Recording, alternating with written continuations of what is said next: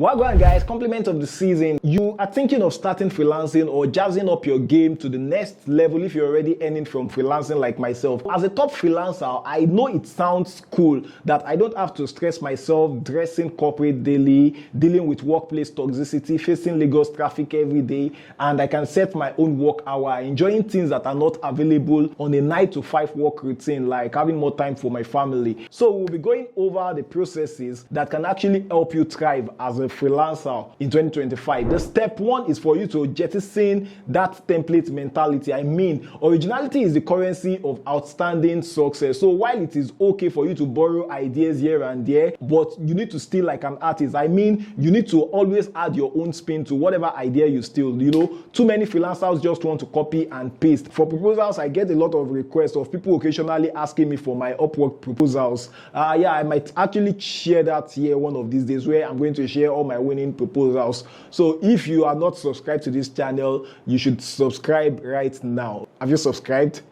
Then hit the like button if you've already subscribed. Okay, so I stopped using Upwork proposal template a while ago, but then I used it in the beginning of my career as a freelancer, you know, but I stopped using it because I sensed that clients can actually smell inauthenticity from a mile away. You know, templates actually used to work back then, but now I doubt their efficiency as the freelance market has become so saturated and more competitive that only those who bring something unique to the table stand a better chance of getting the job. There is this funny story of one of my guys who told me about how he was using somebody's template, and he and the person who he used the person's template applied to the same job. So the client told him that he has seen this exact format. You know, that's busted, man.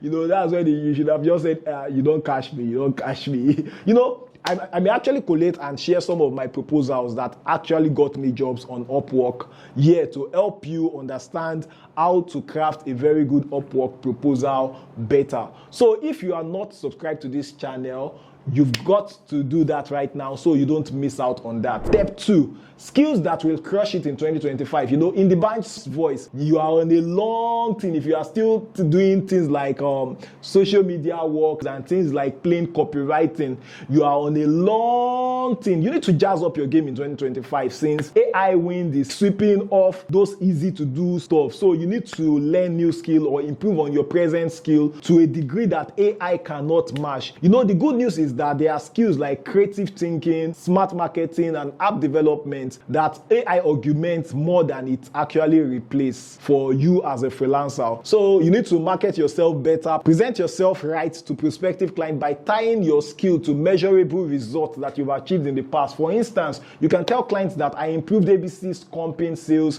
by 30% in first quarter of 2025, and then you address your prospective client's specific need that you can sense from reading their job description. Most clients don't just want people to do stuff for them. Instead, they need you to help them make choices for their businesses. This should be the focus of your strategy, both in pitching for their projects and in your execution of the project. That way, you become so irresistible that they hire and value you because you are valuable to their business. You take their business as though it's yours. Then step 3 for you to absolutely crush it in 2025, the networking power up. Yeah, you remember when we used to play Mario games? You know what power ups are now? Like, you know, those coins that you get when you are playing Mario games, you gain speed once you eat those coins, and then you achieve your goals way faster. The goals used to be to get home or to get to the princess or something.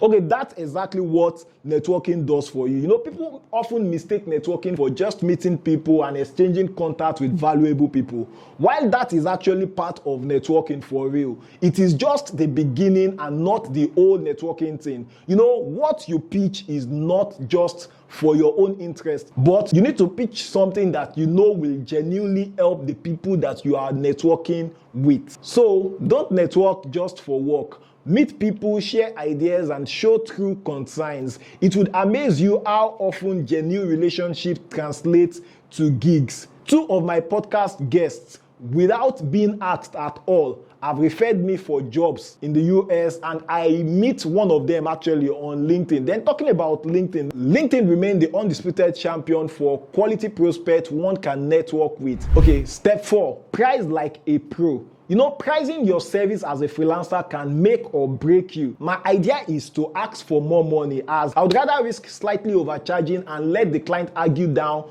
than undercharging. The problem is that many freelancers are stuck at low rates because they are worried about losing clients. This is understandable for beginners since they are trying to build up credibility. Still, after you've broken the ice and you've gotten some jobs and experience, you should know that clients want the best deal, not necessarily the cheapest, and they tend to negotiate down irrespective of the service fee you give them. So it is smart that you start at a slightly higher price so they can meet you at a midpoint that respects your time and effort. And yes, charging higher may actually mean that you would face more rejection, to be honest with you, but the rejection actually stings, and I know that. But you can't escape rejection altogether, even if you charge $5 for a $500 job, as your bid may actually start to look suspicious and smell incompetence to prospective clients who don't want to waste their time. You know, they want the project delivered as fast as possible in many cases. Step 5. Stop relying only on platforms. You know, I am a big beneficiary of platforms like Golance, Upwork, and Fiverr.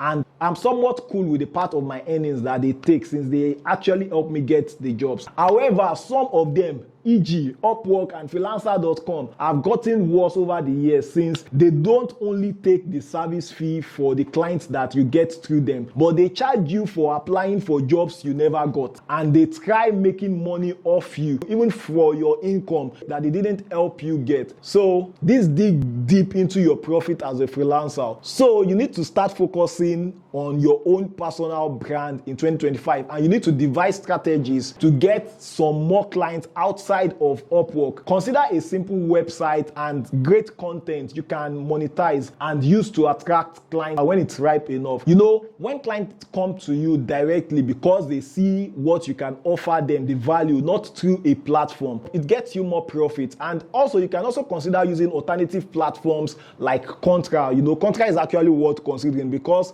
they let you work without losing so much of your money on commissions. Okay, so step 6. Turn clients into lifelong partners. Here is where most freelancers stumble, as they focus on getting more and more and more clients rather than retaining the good ones they already have. It's easier and better for you to convince your current clients to keep using your service than it is for you to get a new client. I know of someone who has made over $100,000 on Upwork off just 3 clients by offering his clients additional services and some upgrades. You know, for example, if you did a website job for a big company in the United States, it might be wise to pitch an SEO service to them and a content creation service if you can do that as well. Or you can even outsource those other things you don't really do or you are not really interested in doing. You know, someone like me can actually help you do it if it is paying substantially enough. Okay, this would be an ongoing project many times. The good side of things like content creation, for example, when I work for a YouTuber, the YouTuber would always create content, and if I did a good job for the client, they would surely always come back. So it ensures that a steady flow of income for me, for you as a freelancer, and you know, you can escape that uncertainty of constantly hunting for new gigs. You know, I hope this 6 points I have shared will help you understand freelancing better in 2025. And to be honest with you, it is impossible for me to teach you absolutely everything you need to know about freelancing, about Upwork in one single video, especially for this video that is less than 10 minutes. So I advise that you subscribe to this channel if you've not subscribed, so you can learn more from my other videos. Then, you know, why freelancing is not a walk in the park. It is actually very, very, very rewarding and fulfilling if you do it right. Doing it right is exactly why I am always here for you. So connect with me across board. You would see a link in my description below, just in case you want to join the WhatsApp group. Click that link and you will be added to the group. Then let me quickly say this. Some persons get added to the WhatsApp group and then they start messaging me personally for things they should raise on the WhatsApp group. I am somewhat a very private person, except if it is very important. I don't mind even calling you. I do that a lot. I mean a lot. Okay, that's by the way. I'll see you in the next video. Bye-bye.